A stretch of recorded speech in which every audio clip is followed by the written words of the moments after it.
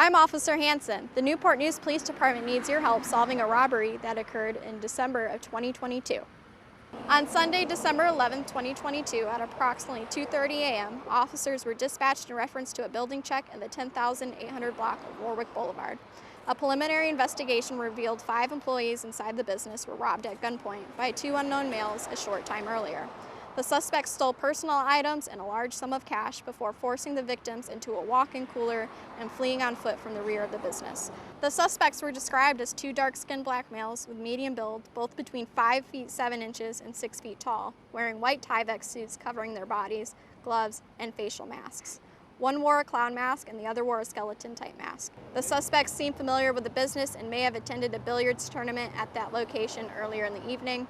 One possibly has the nickname of Blue. If you recognize the suspects or know anything about this incident, please call Crime Line at 1-888-LOCK-YOU-UP or submit an anonymous tip online at p3tips.com. Crime Line callers never have to testify in court and could be eligible for a reward of up to $1,500 for tips that lead to an arrest. For the Newport News Crime Line, I'm Officer Hanson.